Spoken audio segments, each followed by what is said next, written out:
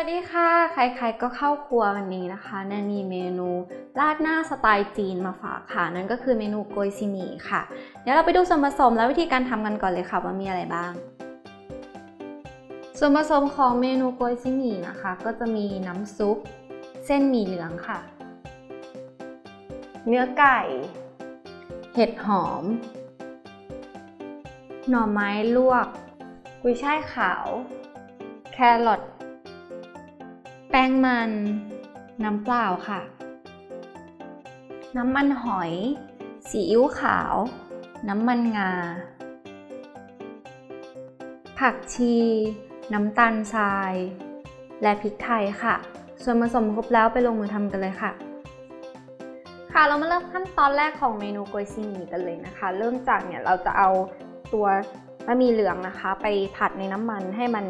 กรอบแต่ว่าไม่ได้กรอบมากเหมือนแบบราดหน้าหมี่กรอบอย่างนั้นนะคะก่อนจะเอาไปทอดเราก็เคาะแป้งมันออกก่อนค่ะก็ใส่ลงไป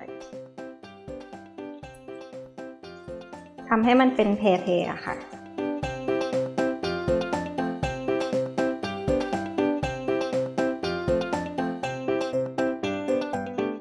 พอได้ประมาณนี้แล้วนะคะเดี๋ยวเราจะตักขึ้นพักไว้ให้เสด็จน้ำมันเราไปทำตัวราดน้ำราดกันค่ะ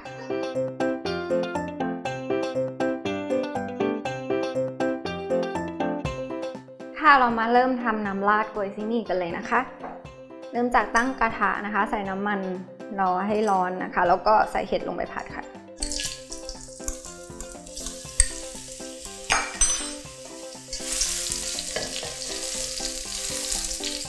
ตามด้วยเนื้อไก่ค่ะ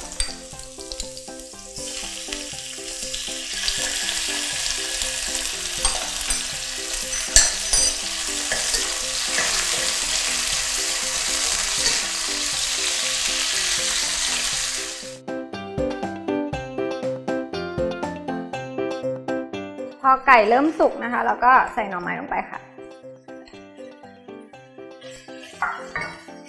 ตามด้วยแครอทค่ะผัดเลย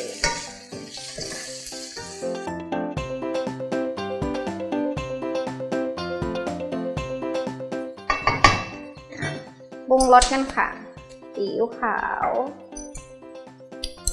น้ำมันหอยค่ะน้ำมันงาเล็กน้อยน้ำตาลค่ะก็พริกไทยนิดหน่อยค่ะเสร็จแล้วก็ผัดให้เข้ากันค่ะ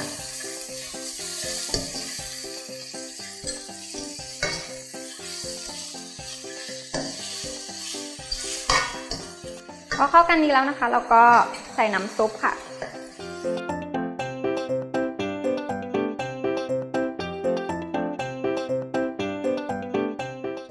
แล้วเดี๋ยวเราจะรอให้น้ำซุปเดือดนะคะ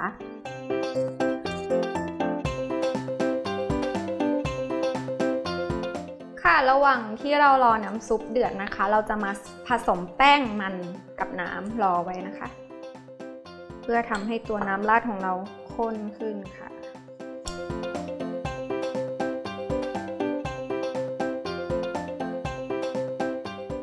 พอน้ำซุปเดือดแล้วนะคะเราจะมาใส่แป้งมันที่เราผสมเอาไว้นะคะเราต้องใส่ตอนน้ำเดือดเท่านั้นนะคะเพราะไม่งั้นเดี๋ยวแป้งมันจะจับตัวเป็นก้อนนะคะในระหว่างที่ใส่ก็คนไปด้วยนะคะเอาความข้นที่เราต้องการ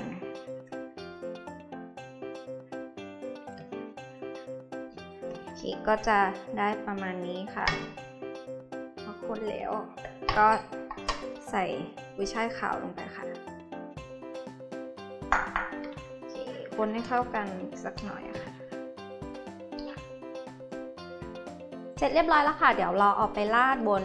บะหมี่ที่เราทอดเอาไว้กันค่ะ